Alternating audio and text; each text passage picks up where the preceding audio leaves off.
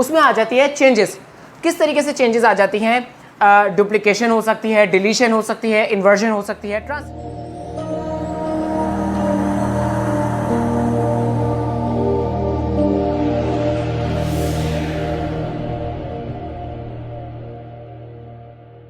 Moving forward to our last few topics of chapter number 6, that is chromosome and DNA.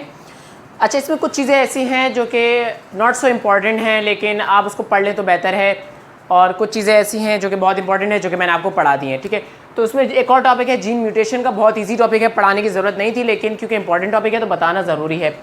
Genetic mutation या फिर mutation होती क्या चीज़ है?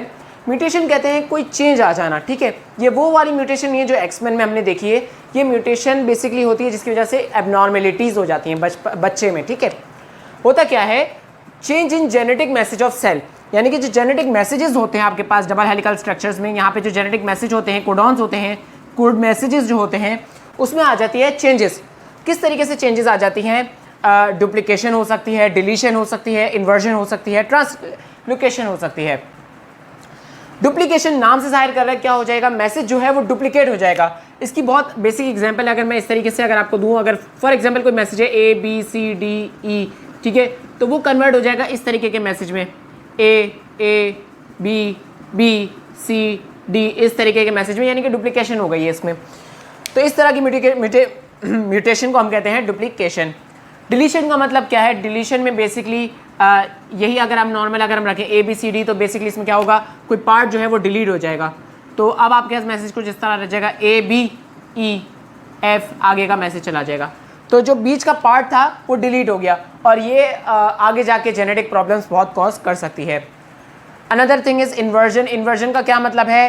कि जो मैसेज है वो उल्टा हो जाए, यानी कि इस तरीके से अगर हम देखें, वापस हमारे पास वो एग्जांपल है ABCDEFG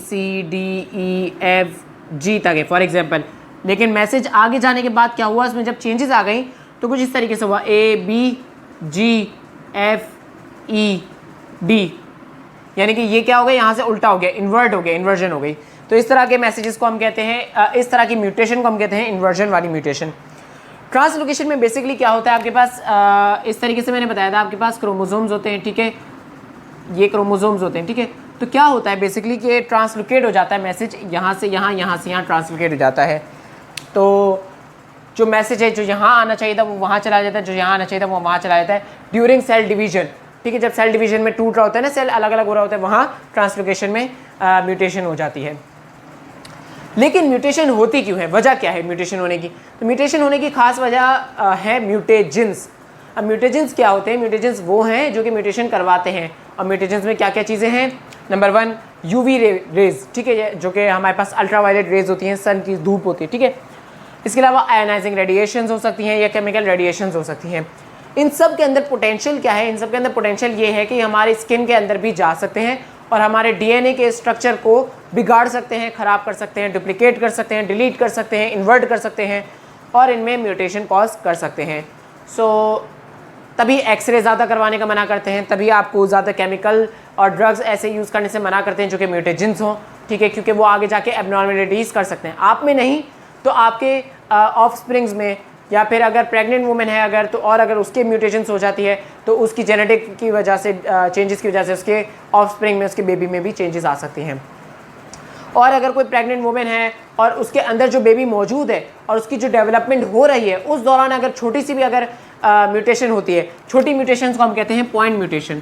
ठीक है, पॉइंट म्यूटेशन भी अगर होती है तो वो क्या होगी? वो डिवास्टेटिंग होगी। ठीक है, वो बहुत बड़ा खतरा होगा बेबी के लिए। तो इस तरह की म्यूटेशंस जो होती है वो ख़तरनाक होती हैं। कुछ एग्जांपल्स दी हुई हैं आपके पास जेनेटिक म्यूटेशंस की, जिसमें सिकल सेल डिजीज़ है और फिनाइलकेटोन्यूरिया है। सिकल सेल डिजीज़ तो आपको शायद याद भी होगा। सिकल सेल डिजीज़ में आपके पास जो ब्लड सेल्स होते हैं जो नॉर्मली इस तरीके के शेप के होने चाहिए, वो सिकल शेप्ड हो जाते हैं, और सिकल शेप्ड होने की वजह से क्या होता है? वो सर्वाइव नहीं कर पाते, कांट सर्वाइव। तो इसकी वजह से क्या होता है? आपका जो ब्लड होता है, ब्लड सेल्स जो होते हैं वो कम हो जाते हैं और एनीमिया हो जाता है। So that's all from my side from the chapter of chromosomes and DNA.